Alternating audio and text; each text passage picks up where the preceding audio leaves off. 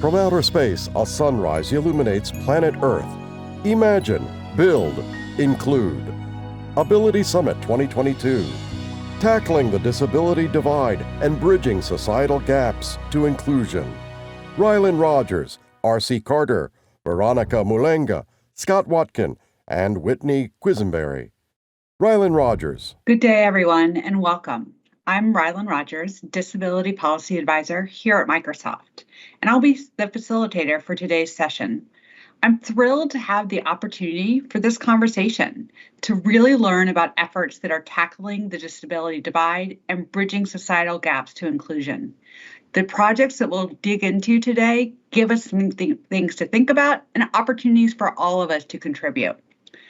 I'm excited to learn about each effort and then how they are addressing the different dimensions of the disability divide. As we hear from our speakers today, let's start with the why of your efforts and what needs are you working to address.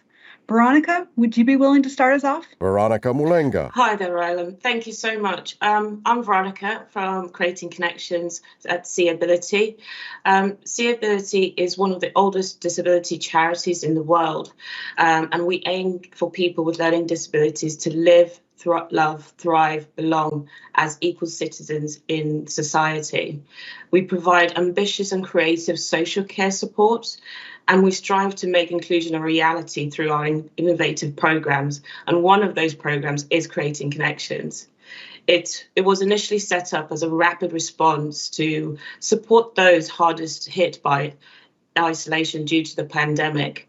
At the time, people we support told us that the pandemic had increased their feelings of isolation and loneliness, and they felt further excluded from society and found it very difficult to transition into this digital world that we're in. So in a response to that, Creating Connections was put together to support people with learning disabilities to connect to build relationships, to enable local communities to build their own digital skills and framework, and deliver their services, but also to promote digital inclusion within their communities. So with the fantastic opportunity to work in partnership with Microsoft, enabled us to further develop the program and extend our reach. So we're working together towards improving the technical knowledge and digital skills of frontline workers and really harnessing the power of tech to end loneliness and exclusion, and ultimately bridging that disability divide. Thanks so much. Scott, I'd love to bring you into the conversation. Can you tell us a little bit about what the impact is on people to face digital connectivity? Scott Watkin. Hi, thank you, Rylan, and thank you for inviting me. I'm Scott Watkin. I'm Head of Engagement at SeeAbility, working with Veronica. So people we support and their carers highlighted the issues they face with digital accessibility and technology. Support staff didn't have the access to equipment or the software with accessible features and didn't know about these. People with disabilities didn't have their own devices, often sharing with those they lived with, and their support staff and managers would be lending and borrowing their devices to support the people that we support. Support staff didn't know how to empower people with disabilities to use digital technology because they had never used it themselves. They didn't have suitable equipment, weren't aware of the accessible features available, didn't know how to screen share, and didn't know how to collaborate online and talk to their friends and families and work colleagues. Thanks so much. RC, I'd love to have you join the conversation. I know you're working on the digital divide in a different way. Can you tell us about your efforts? R.C. Carter. Rylan, thank you very much. Hi, yes, my name is R.C. Carter. I'm a member of the Democracy Forward initiative. In fact, I'm the director of the Election Guard program. And people may wonder, why does Microsoft have a team called Democracy Forward? And the truth of the matter is, we as a corporation and the people that work within it prefer working with democracies and see them needing support fundamentally. And so we support a bunch of initiatives around journalism and security and best practices around supporting a healthy ecosystem for voting. And if you know, Microsoft's larger mission is to empower every person on the planet to achieve more. And so that's what we're trying to do with the voting and the voting process, both from accessibility and a security standpoint. That's what we try to do. And so if we go to the next slide, I can talk about how we work as a team. And so fundamentally, as Microsoft, we believe that we can introduce technology to be productive. We realize it can be both bad and good. We work for the good, recognizing responsible use for it as much as possible. And we try to play a leadership role within industry. That's very true for voting systems. They've been working vendors with us for a long time. And so our job is and our role, we think, is to develop partnerships that illustrate best practices, but be specifically nonpartisan. And really, it's just about supporting democracies globally and being part of the conversation. So that's what we try to do. And so what we do specifically as part of the Democracy Forward team, if you go to the next slide, we talk about Election Guard is the product I work on, which could easily extend. It's fundamentally an initiative to promote trust in the outcome of elections, but we also see it serving the role of expanding access to voting generally for accessibility purposes. But part of our effort in Democracy Forward is recognizing security and accessibility. They go hand in hand and both need investment. And so we have a lot of work that we've worked with the Center for Civic Design. Whitney will talk about it. In terms of other things we can do to actually directly support voting in positive ways with accessibility technologies. And finally, as part of my work with Rylan directly, we have a grant. We have to work with the Center for Civic Design on specifically what they see as important to invest in accessible voting. So very excited to be here to talk about it, and thank you for the opportunity. It's great to hear a little bit about the work that's happening and the real excitement from each of you. So thanks so much. I love that you each started to mention the digital aspects of your work. It would be helpful to dig in a little deeper. How has technology and digital solutions helped in tackling that digital divide and bringing the societal gaps to inclusion to the forefront? Veronica, can you start us off? Thanks, Steph. Well, earlier on, we established strong links with locally based peer-led groups to really maximize on assets and connections within communities, and having those digital solutions to connect with each other and to really understand what the local needs were. It enabled us to provide a really holistic approach and support training program through our supporters and volunteers. It initially started with people having access to the right device, people having the right accessibility features on their devices, people having the right support and understanding of what tech can really do to support them in their day-to-day life. But now it's, what else can we do? And there's more ambition, there's more desire to do more things online. We're able to deliver online workshops and peer mentoring to frontline staff, which increased their confidence as well as their understanding and accessing tech more widely. This empowered them to do and support more to the people that they support as well. This has been really, really important for us at SeeAbility, working in partnership with local communities, reaching over 3,000 people with learning disabilities and frontline staff, so that we can really foster the importance of human connection and instilling that commitment to come together to support vulnerable groups as well. Scott, can you talk a little bit about the co-producing of those solutions for folks? Yes, sure. I'm going to talk a bit about my team, actually, Rylan, because I think it's really important. So at the beginning of the pandemic of COVID, my team did not know how to access the digital technology online, and it took me 2 weeks to support people to be enabled so they could work in my team. Bearing in mind, my team are people with lived experience. They're blind, some of them, and some of them have a visual impairment with additional disabilities too. So it made it even tougher to get them online. But with the support of Creating Connections and the program, we were able to support them, and so they could learn and know about the accessible features and how they can access Microsoft Teams independently on their own. And now with that support, they're really independent, and they can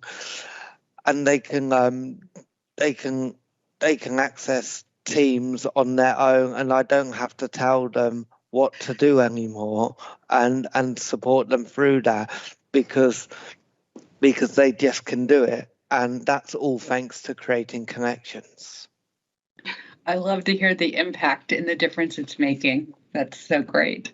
I'm going to ask my friends to sort of help us think about the digital impact in the voting space and what we can do to bring our democracy forward in that way.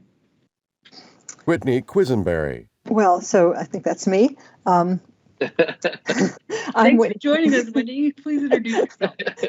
I'm Whitney Quisenberry, the total nerd on this team. I run a nonprofit, and we're a nonpartisan nonprofit called Center for Civic Design, and we work on making elections more inclusive. That's not just voters with disabilities, but voters who are excluded in all sorts of ways from elections. And we want to center their experience in the equipment we build. RC brought us into Election Guard, and what you're seeing on the screen is the first prototype for the Election Guard demo. Now, Election Guard at its heart is an algorithm, and this whole device came about because we asked this simple question, which is, how do you demo an algorithm? What do you show someone when you're doing it?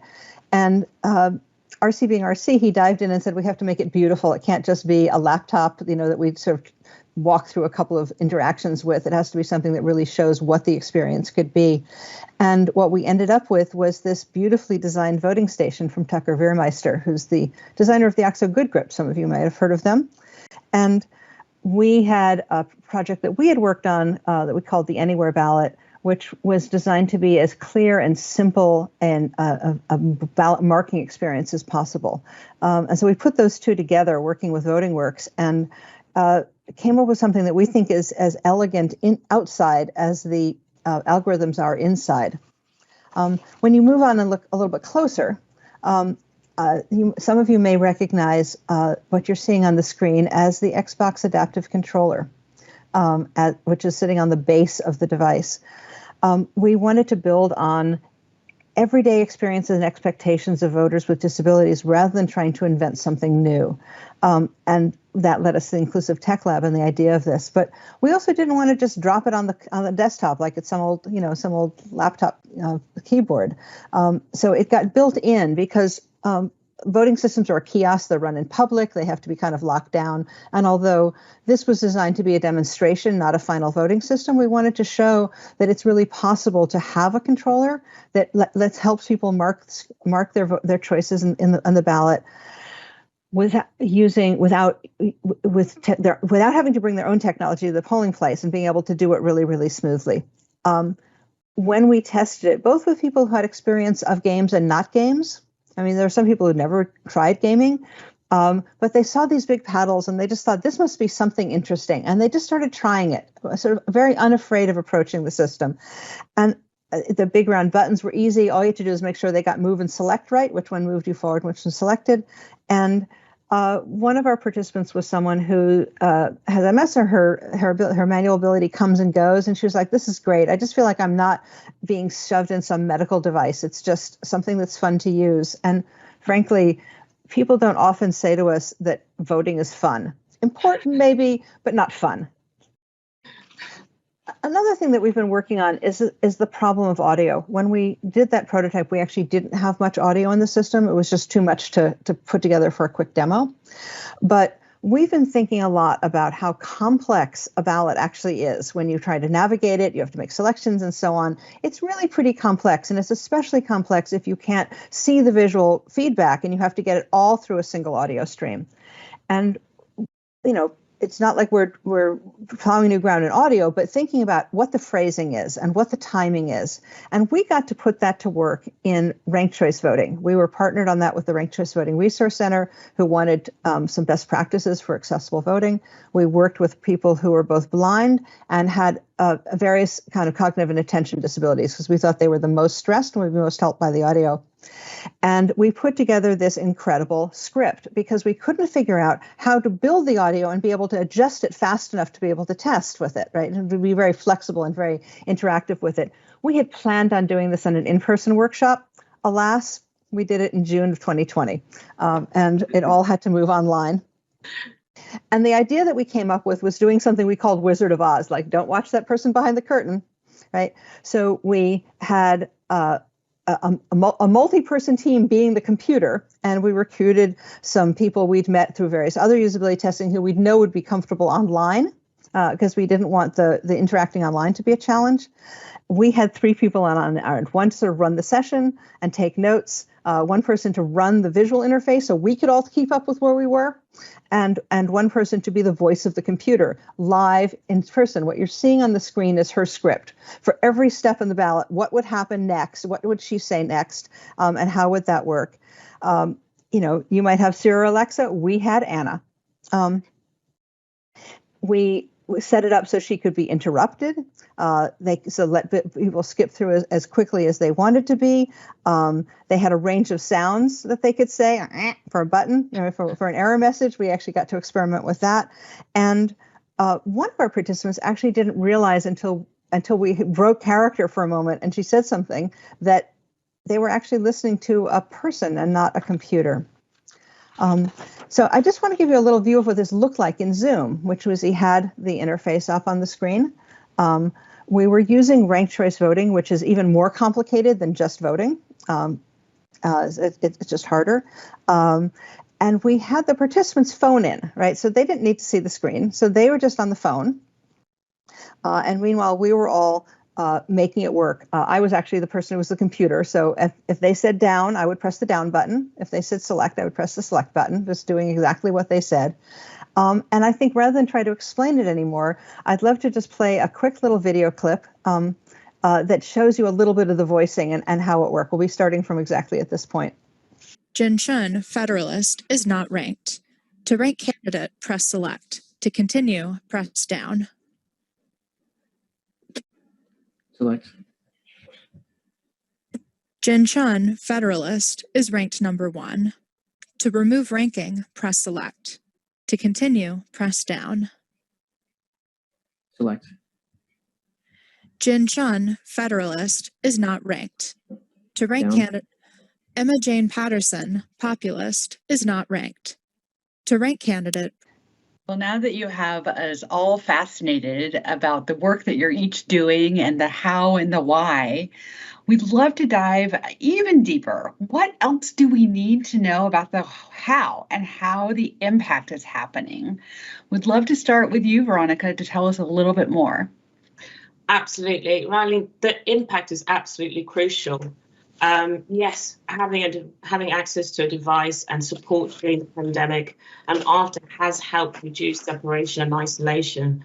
But we are seeing a wider impact of the program because we're living in a digital age where everything is now online. People with learning disabilities aspirations are completely raised. They're ambitious. They want to do more and really fully participate within their communities. They have the confidence to find work online, to engage in online voting, online learning, and to develop social friendships and activity circles. And just being able to do day-to-day tasks that we would not have been doing since the pandemic. And that's so fantastic. And this is why SeeAbility exists, to really facilitate those opportunities for people to learn and grow. The skills and confidence needed to do all this is even more vital. So for us, it's the right to digital equal access. And as a social care provider, it's even more crucial for us to be operating digitally. And so what we're seeing is with these vast digital solutions being available, we at SeeAbility are very excited to take that next step. We're aware that there's some challenges in social care preventing us in embracing tech. However, we're very passionate, we're driven to close that digital divide with Microsoft and like-minded organizations as well. For us, it's about co-design, co-production, co-delivery with people that we support and our partners. It's a fantastic time to be at SeeAbility, and more importantly, it's a fantastic to be supported by SeeAbility. Scott, what do you have to add? What else can you tell us about the how? So ultimately, over the next coming years, we want to work towards making sure that nobody is left behind, that technology is accessible for all, and that people that care for people with learning disabilities and autism and sight loss are upskilled to provide the right support in the right place, and so they can have good accessible technology.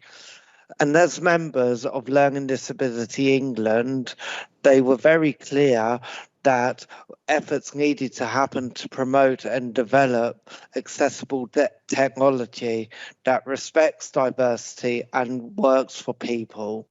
There must be a belief that people with learning disabilities have the right access both for technology and to support them to access that technology and it to be accessible for people. Thanks so much. Now that we've all been thinking about the Wizard of Oz and the opportunity to make sure that accessibility is possible for all of us as we're voting, we'd love to hear a little bit more about the how in that space. Sure. Well, I mean, from my perspective, I think I want to echo what Scott says. I mean, I think that from our perspective, from Democracy Forward, it's linking security and universal design and accessibility. Right now, they're very much seen as constituencies that make it an either or proposition. And we're like, no, it's both actually all the time. And so for us, if you want to solve the problem of accessibility, you solve the problem of security alongside it. And that means engaging in all the actors in each of those those fields and encouraging them to share each other's ideas. I think too often where I find it's you operate from where you're sitting. We just want you to kind of see where other people are and help see their participations and challenges in the process and how we solve them together, working forward together. That's our key goal. So that's what I've learned. The more you talk, the more you need to talk to other people. And even within the accessibility community, we want to encourage conversations from folks who are historically not actively participating. That's what the motivation for the Xbox Adaptive Controller was, to provide a platform for people to build upon and expand the franchise. So that's our goal. And in addition, obviously investing in our partners and see what they see. And Whitney is going to talk about that in terms of the work we want to do into the accessibility index. Yeah, I love that you called out the connection in terms of the mission of how those partnerships move forward. Whitney, tell us more. So the thing that we're working on this year, we call accessible voting. It's a website. In 2020, I was working on a site called Healthy Voting that was how to vote safely in the pandemic. And I wanted to put in information about accessibility and options in each state. And what I discovered was it was really hard to find. I'm really good at searching, right? That they called it Voters with Disability, Accessible Voting Assistance. I mean, you could just try this. If you live in the US, just search for accessible voting in the name of your state and see what you find, right? It's just very hard to get to the page on the site. Some there was no dedicated page at all, or it was buried in a PDF. And that led us to a project with Hackathon that you saw on the last slide, where we tried to collect all of that information. And then we're like, okay, now what do we do with it? And that led us to accessible voting. What you're going to see on the next slide is a sort of mock-up of what we're working on right now, which is based on the Healthy Voting design, which is it's a very simple interface. Where do you live? And we'll show you the stuff. That's really all you need to know. The goal is accurate and to try to keep up with all the changes. And but even inside it, on the next slide, is some very detailed work on how to put a lot of information into one place in a simple way. So for accessible voting, we're going to start with, basics, when the election is and the basic rules in the state, but also all the tips you might need for who can help you. Your state election office, your local election office, the local centers for independent living, your protection and advocacy group, the general election protection, so that all that information is right up on the front of every state screen. And then we can dive into something specific like voting in person on election day. And here, well, we're going to have things like what hours the polls are open. We're also going to look up what the accessible voting systems are in each state. We are a very bottom-up country. It's different in every one of 10,000 election jurisdictions. And how you can find some demo information so you can learn in advance, even if your local election department doesn't have this on their website. That information is out there. So we're gathering the hard to find information about processes. And because while we're working very hard to make this completely accessible and have it work very well with screen readers, we also wanted to make sure we were catering for people for whom things like images and just a brief visual description of what the process looks like would help orient them and get them, located in the process before they dive into those little details and make it easier for them as well. Can I give this pitch for places we could use their help? Is that a good thing to do now? You can give that pitch, absolutely. I'm wondering if Veronica and Scott are going to give a pitch for, let's make sure that we have that kind of website stood up in the UK. So we'll let you give your pitch first, and then we might hear another pitch. Yeah, but the UK voting is so much easier than ours. Two things. One is that we're very interested in hearing from everybody who'd like to participate, what kinds of information you might have looked for and found hard to find or impossible to find, or if you found it in a great place that wasn't obvious where it is. We have a jot form for that on the screen. I'm not going to try to read that URL out. I'm sure we'll put it in the chat. And the other thing is that there are tons of really great stories out there, and we'd love to be able to hear some of your stories about the challenges and how you overcame them or sadly didn't, just to help us ground this work in accessible voting in real people's experience. And if you give us your name and we want to use the story to make a point, we'll contact you about that. But just helping us keep connected to the wide variety of experiences that people bring to voting. Thanks so much. This is all so exciting. A lot of people who know me well say that when I use the word opportunity, they should duck because there's a lot of work coming. But I'm hearing here about real opportunities, and I would love to be hearing from each of you a little bit about what the next steps are and how we can each engage in that work of your shared efforts so that we don't have to duck. We can really embrace the opportunities. Scott, do you want to start us off? So like I said, it's about, for us, it's about leaving nobody behind with people with learning disabilities and autism and sight loss, and that we make sure that everybody is upskilled to being able to, within the UK, to being able to make sure that people with learning disabilities and autism and sight loss are upskilled to being able to achieve and to being able to have access to technology and to being able to use it in an accessible way, because actually lots of people with learning disabilities and autism were always last to learn this stuff, and actually we shouldn't be the last ones to learn this stuff. We should be treated equally just like anybody else. So that I would ask people to be thinking about that and to making sure that people think about people with disabilities and put us at the forefront. Exactly. I love that idea, sort of the front of the line and certainly not the end of the line. So thanks for calling that out. Veronica, what are you thinking? Gosh, I don't even know how to follow that. I mean, that was just completely spot on. I mean, organisationally wise, SeeAbility is launching a new 5-year strategy, and our goal is to really future-proof and be a social care provider of the future. So that means really embracing new digital solutions, and being ambitious to be deliver outstanding care and invest in our colleagues' learning and development around digital is strongly embedded in that strategy. So we need to be brave, and with that, what we want to do is take that next step. And the work that we have been doing with Microsoft has really presented us with those solutions and that real case of support that we can future-proof our business as well. Excellent. Thanks so much.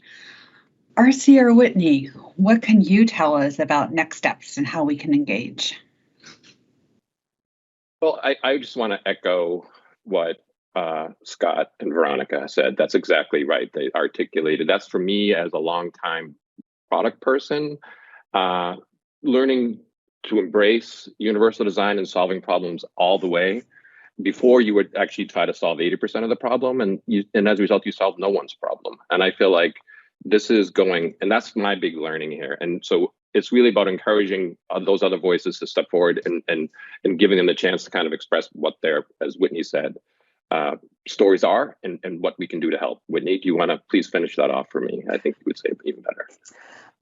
I want to finish it off by saying exactly what everybody else has said, so I won't repeat it. But to say that if we do not start by thinking about elections in particular, but technology and more generally, that actually is designed to meet human needs first, and the technology is in the service of that, that we will always end up with a situation where something is invented and then we have to train everybody, and something is invented and then we have to train everybody, instead of inventing things that solve real and actual needs, so that we put people in the center. I think in elections in particular, it's not just about people with disabilities. It's about that huge range of human experience in a once or twice a year experience that's very short and is very stressful because you have to come in and do it right, and making sure that we're really addressing the full range of human experience as people come to take part in this great experiment we call democracy. So I'm going to ask you all to join me in a little forward thinking. It's been fantastic to have this conversation this year as part of Ability Summit. But I wonder if we think forward to next year, and Veronica, you mentioned your 5-year plan. Where do you see the impacts of these efforts? What will be different a year from now, 5 years from now, as we're really addressing the disability divide? What's the dream? How are we going to get there? I mean, already we've done, as I mentioned, we've reached and transformed over 3,000 people. But for us, we want to do more. I mean, in the UK, there's 1.5 million people with learning disabilities, 1.54 million people working in adult social care. Now, you can only just imagine that impact with everything that we've been talking about accessibility, about co-design, about co-production, and this fantastic ecosystem that really drives inclusive society. That's our dream, that's our goal. And what we really want to do is, continue to be working with companies and businesses to make that possible and make things more accessible. And so that even other social care providers have the training to equip and be confident in supporting people with complex and disabilities. So for us, is that continue to share our program through your networks, connect with us with media channels, and so that we can achieve this goal together. I love that. So, RC, how are we going to make sure that democracy is moving forward a year from now? What will it look like? Well, wow. I think continuing. Breaking news. I want to say I share Veronica's view. It's an ecosystem. We want to do more, reach more people, and talk to more people, and as Whitney said, get more people involved. This means something when more people are involved, when we hear more voices and those voices are recognized, and we need to serve them. That's setting that ethos is really our goal, and just kind of seeing where we go from there. So I love that. Any final thoughts, Scott or Whitney? Oh, I would just say one thing. I think it's a little different, which is in elections, the frontline election workers are really the heroes right now, especially right now in what they're going through with being attacked for just doing their job especially well. And what I hope is that we can help them see that it's possible to make a fully inclusive election by giving them tools that help them do that. And I would say, don't leave us behind. And if you get it right for people with learning disabilities and autism and sight loss, you get digital connection right for everybody. Yeah. That is the absolute perfect final thoughts. And Scott, you win the day with the right way to wrap up.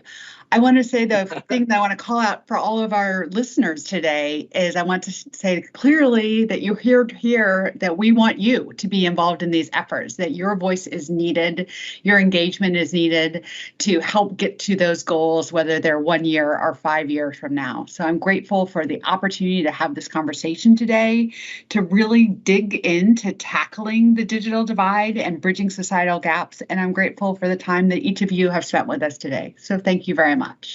Panelists smile. Thank you for joining us. Ability Summit 2022.